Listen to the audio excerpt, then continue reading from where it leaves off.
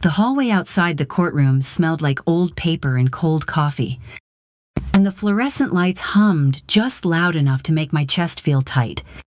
I remember the weight of the folder in my hands, how steady they were, even as everything I thought I knew was already cracking beneath the surface.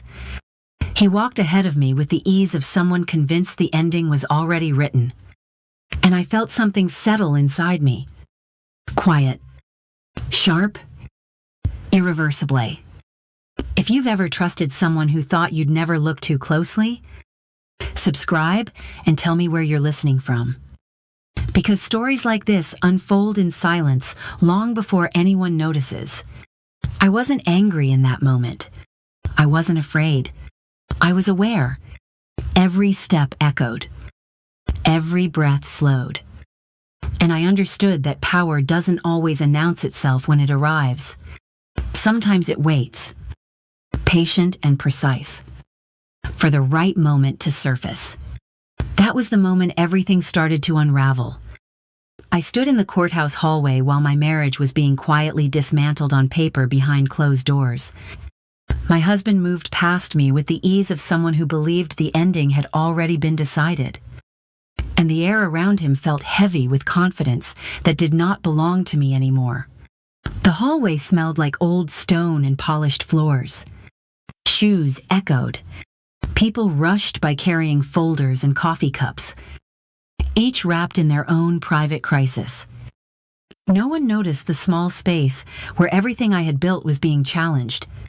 I noticed everything. He carried himself like a winner. I carried myself like someone who had learned how to breathe slowly when everything mattered. His certainty pressed outward. Mine stayed contained. Quiet. Steady. I could feel the familiar assumption settling in around us. The idea that silence meant surrender. That calm meant I had already accepted defeat. What he could not see was how prepared stillness can be. How much work can exist beneath a composed face. I had listened. I had observed. I had kept track of details that never seemed important until they suddenly were. Standing there, hands relaxed, heartbeat even. I understood something clearly. This hallway was not the end of my story. It was the moment before everything shifted. For me alone. Before all of this, I lived a life that rarely drew attention. I worked quietly from home, handling accounting projects that required patience more than applause. My days were built around spreadsheets, deadlines, and small corrections that kept other people's lives running smoothly. I took pride in that kind of work, even when no one noticed it was being done. In our marriage, I became the steady background hum. I managed bills, tracked expenses, remembered renewal dates, and smoothed problems before they ever became arguments. It felt natural to step into that role. I believed that support was a form of love, and that reliability mattered more than recognition. To most people, I seemed ordinary. I did not talk loudly about my work or dress in ways that demanded attention. When others described me, it was usually with gentle, minimizing words. Helpful, organized, quiet. I accepted those labels without protest, carrying a small, private pride in knowing how much weight they actually held. There was comfort in being underestimated. It allowed me to observe, to listen, to notice patterns others missed. I learned how much people reveal when they assume you are not watching closely. Looking back, I can see how that version of me made the marriage possible, and also how it hid cracks I was not ready to examine yet.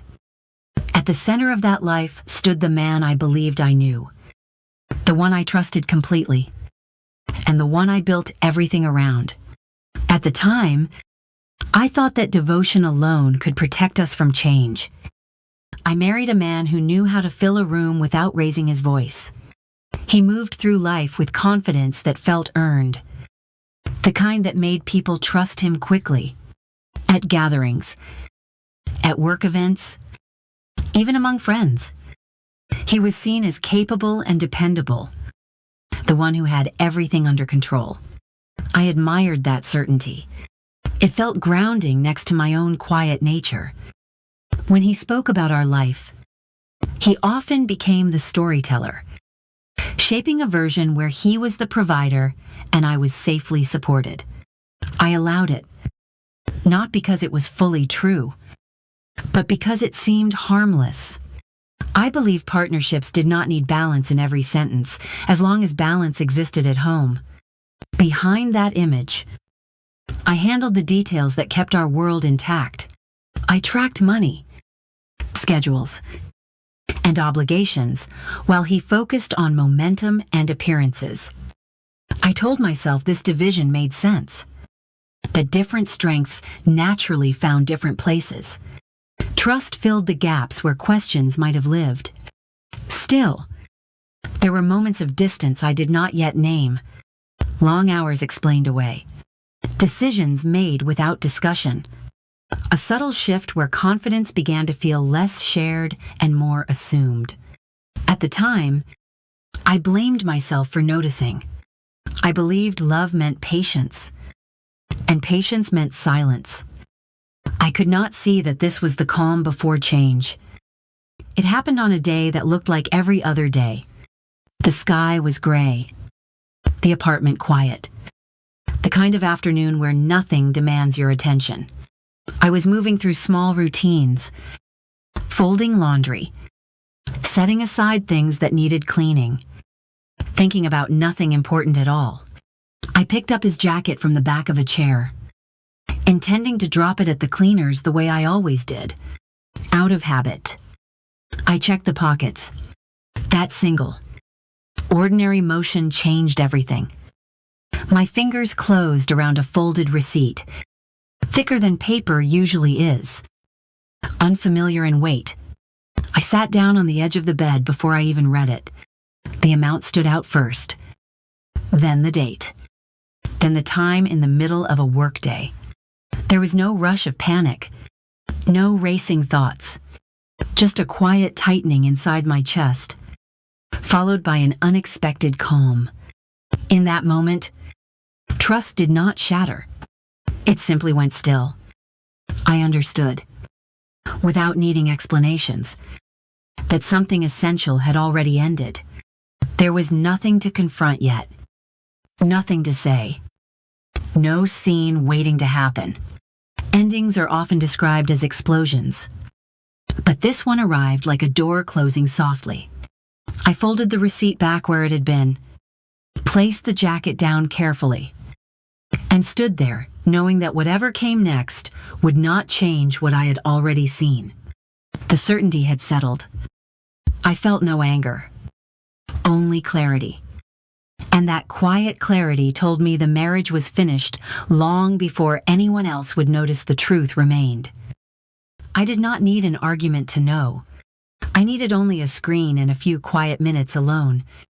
I opened my phone and searched without urgency, following a trail that had already revealed itself. There it was, plain and unguarded. A photo posted casually, never meant for me to see. I studied the details the way I always had. The setting, the timing, the small choices that told a larger story. A piece of jewelry that did not belong to our life. A moment captured in the middle of a workday I recognized too well. Nothing in me rushed. My hands were steady. My breath stayed even. What surprised me was not the image itself, but how little it hurt in that moment. The pain had already passed through me earlier, leaving something colder behind.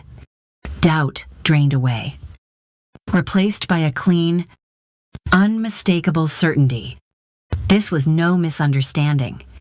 No explanation could change what was already clear. I did not confront him. I did not save the image, or send messages, or demand truth. I simply sat there and allowed the final thread of hope to dissolve on its own. The marriage ended quietly inside me, without witnesses. From that point on, the story stopped being about heartbreak. It became about clarity. I understood that emotion would not protect me now. Precision would. With that realization, I set the phone down. I knew that if I let my emotions take control, I would lose myself before I protected anything else. Hurt is loud. Anger demands action. I needed something quieter. Something that would hold steady when everything inside me felt unstable. Numbers had always done that for me. They did not care how I felt or what I hoped was true. They showed only what was. When life became confusing, I had learned long ago to return to what could be measured. So I did what felt natural. I opened my laptop. I created space around myself. Not physical distance, but mental order. Spreadsheets, folders, familiar routines. Each small task slowed my breathing. Each line I labeled brought a sense of control back into my body. This was not avoidance. It was containment. Pain did not disappear. It settled into the background, where it could no longer dictate my choices. In its place came focus. I reminded myself that clarity was protection, and preparation was power. Emotions might explain what happened, but facts would determine what happened next. Working this way returned something important to me: agency. I was no longer reacting. I was choosing. The more organized my work became, the calmer I felt. The calmer I felt, the more clearly I could see. By the time I finished setting up my files, I understood that this was no longer about betrayal alone. It was about understanding the full story, one transaction at a time. That understanding marked the moment I stopped surviving and started deliberately protecting myself fully forward. I committed myself fully once I began, night after night. After the apartment went quiet, I sat with bank statements spread across my screen, credit cards, checking accounts, savings, transfers. I pulled everything I could access and arranged it by date, refusing to skip anything uncomfortable. At first, the numbers looked ordinary. Groceries, utilities, predictable expenses that matched the life we pretended to live.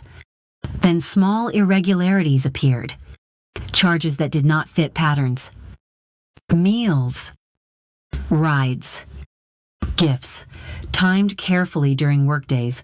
I recognized. I marked them without judgment and kept going.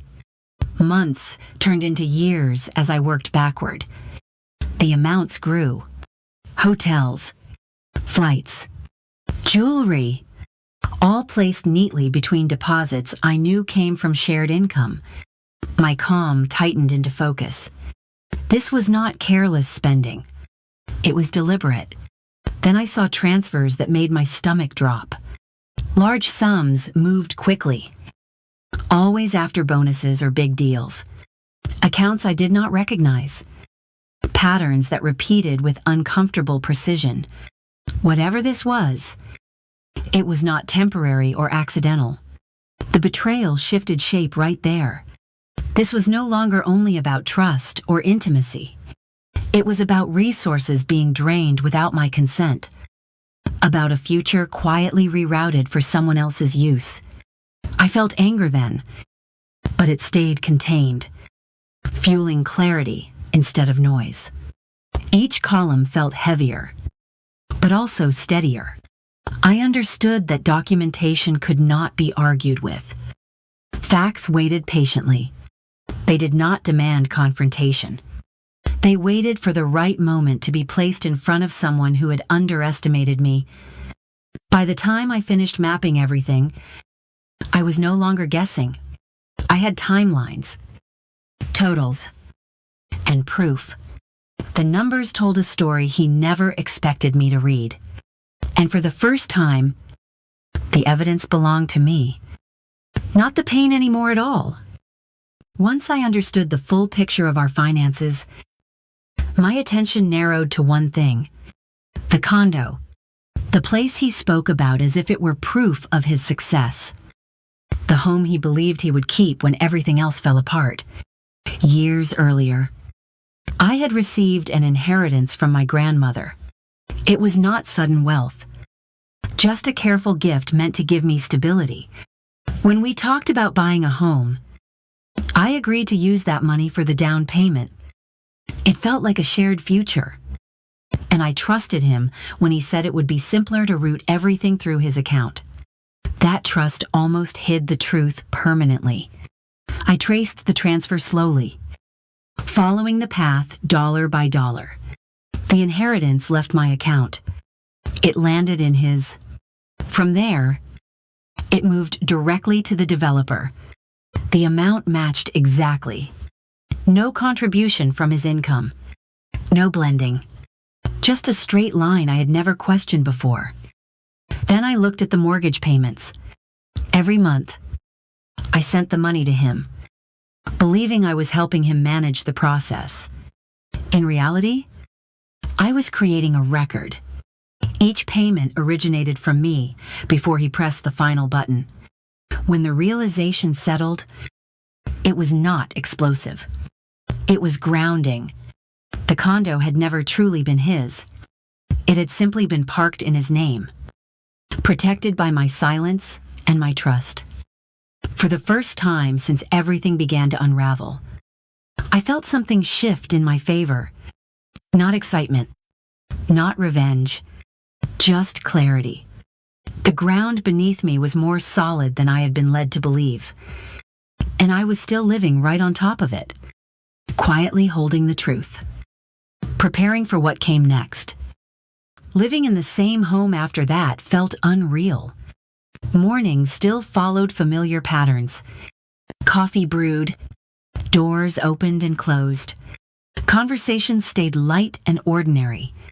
On the surface, nothing had changed, and that was exactly what made it work. During the day, I moved carefully through routines I had practiced for years. I cooked, I listened, I nodded at the right moments.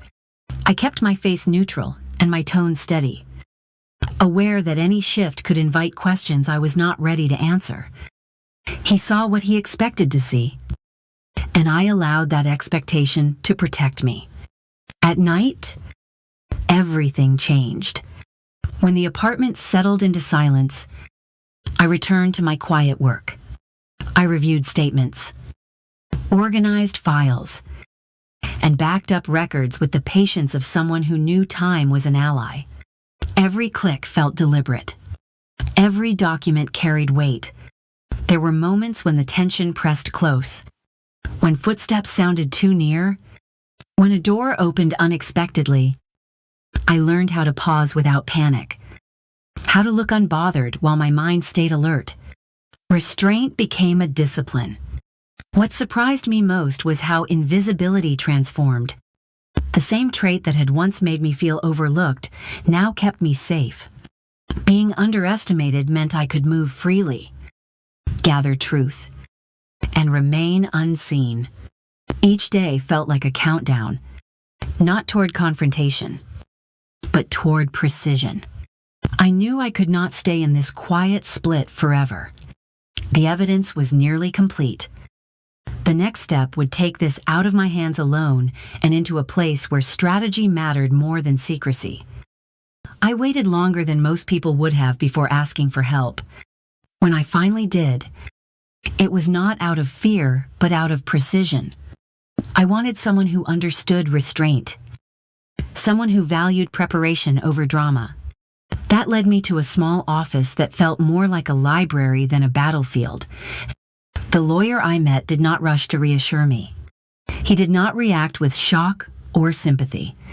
The space itself was quiet, lined with books and soft light, and that calm set the tone immediately.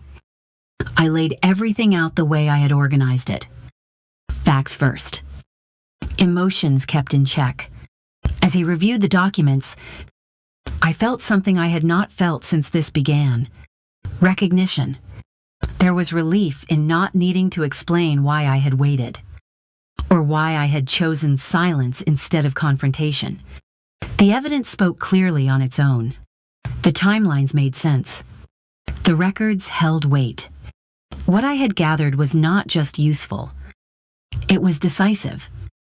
As the strategy took shape in my mind, I understood the value of patience even more. The plan was not to rush forward, but to allow him to remain confident, to let him believe the story he had been telling himself all along. Walking out of that office, I felt grounded. The isolation was gone. I was no longer navigating this alone. A structure was in place, and every step from here on would be deliberate. Ahead of us waited a courtroom, and a performance he believed he would control. I sat in the courtroom feeling the weight of eyes and expectations, the air thick with confidence that did not belong to me. The room was quiet in a formal way. Polished wood and muted colors, framing what felt less like justice and more like a stage. He entered as if rehearsed. His posture was relaxed, his expression assured. The kind of composure that comes from believing the ending is already written. He looked comfortable being seen, comfortable being believed. I recognized that ease.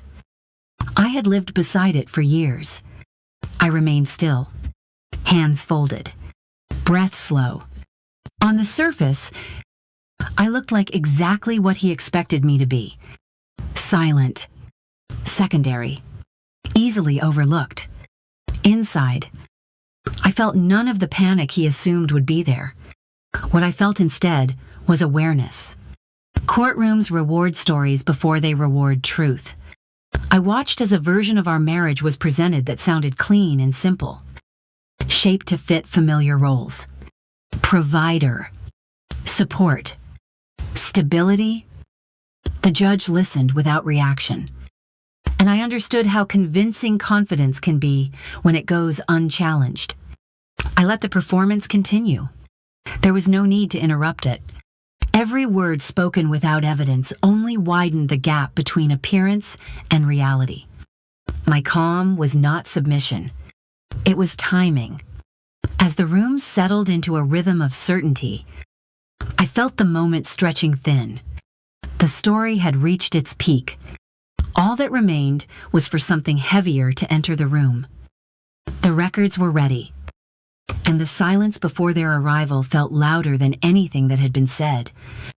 I waited, steady and patient, knowing the balance was about to shift permanently in my favor there. I felt the shift the moment the records entered the room. The energy changed, as if certainty had finally found its weight. Papers were arranged carefully, timelines aligned, and what had sounded convincing moments earlier began to thin. One account led to another. Transfers matched dates. Deposits lined up with absences. Each page quietly contradicted the story that had just been presented. I watched confidence falter, not through argument, but through arithmetic. Numbers did not raise their voice. They simply stood where words could not. As the sequence unfolded, patterns became unavoidable. Payments that were described as generosity revealed themselves as shared funds. Claims of provision collapsed under side-by-side comparisons. The room grew still, not with tension, but with understanding. This was no longer about interpretation. I felt no rush of victory. What settled in instead was a deep calm. Everything I had traced late at night, every careful note and cross-reference, now existed outside of me. The truth was no longer something I carried alone. Silence stretched. It was heavy, deliberate. I noticed how posture changed, how certainty drained away when there was nothing left to argue against. The performance had ended without applause or confrontation. In that quiet space, power moved, not dramatically, but permanently. The balance shifted away from assumptions and toward evidence, away from confidence and toward clarity. I kept my focus forward. This moment was not about reaction. It was about completion. The facts had done what emotions never could. They replaced narrative with reality. As the final document settled into place, the room held its breath. Nothing more needed to be said. All that remained was for a decision to be spoken aloud. And I waited, steady, knowing the outcome was already written in ink rather than hope. The stillness felt earned, irreversible, and strangely peaceful, marking the exact point where preparation met justice and my silence finally transformed into undeniable proof that would carry me safely forward from there on. I sat still as the courtroom reconvened, the earlier tension settling into something quieter and heavier. This was the moment where listening mattered more than reacting, where every breath felt deliberate. I focused on staying present, on hearing meaning instead of tone. The ruling unfolded steadily, not as a victory speech, but as a clear alignment of facts and responsibility. Ownership was clarified. Accountability was established. What had been blurred for so long finally took a defined shape. As understanding settled in, I felt space open inside my chest. Not joy, not triumph, but relief that felt clean and earned. Justice did not arrive loudly. It arrived with balance, with reason, with an acknowledgement of work that had been done carefully and honestly. I noticed how small the room suddenly felt, how the weight shifted away from me. His presence diminished without spectacle, without cruelty. There was no satisfaction in that, only acceptance. This was simply the result of truth being allowed to stand. When it was over, I remained still for a moment longer. I let the finality sink in. A door had closed, not with force, but with certainty. What followed would happen beyond these walls. In ordinary moments and quiet adjustments, I stood knowing the legal fight was finished. What remained now were consequences and healing ahead. I stepped out of the courtroom into the hallway, and the air felt different, thinner somehow. The noise picked back up, footsteps and murmurs, but I stayed centered, like I was already a few steps ahead in time. I noticed how quickly his certainty unraveled once there was no audience. The confidence he had worn inside didn't survive the walk outside.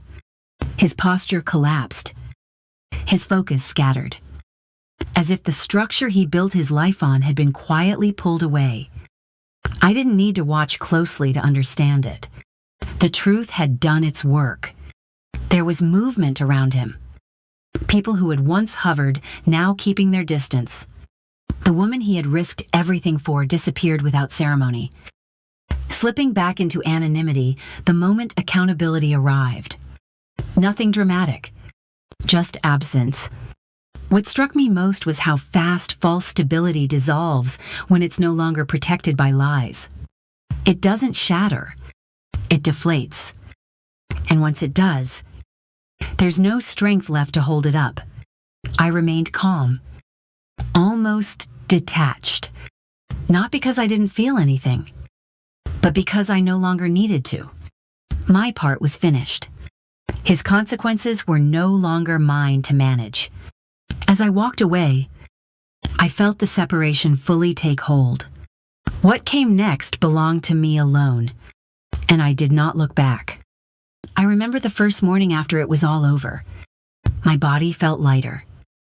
Not because the pain vanished, but because I was no longer carrying confusion. The quiet that followed was not emptiness. It was space. For a long time, I thought strength had to be loud. I thought it looked like confrontation, raised voices, dramatic exits. But when I look back now, strength looked like patience. It looked like staying still long enough to see clearly, It looked like trusting myself even when no one else could see what I was doing. I didn't win because I outshouted anyone. I didn't win because I took revenge. I won because I prepared.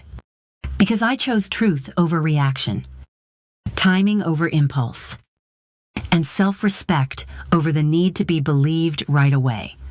Quiet strength is not passive. It is deliberate. It listens. It waits.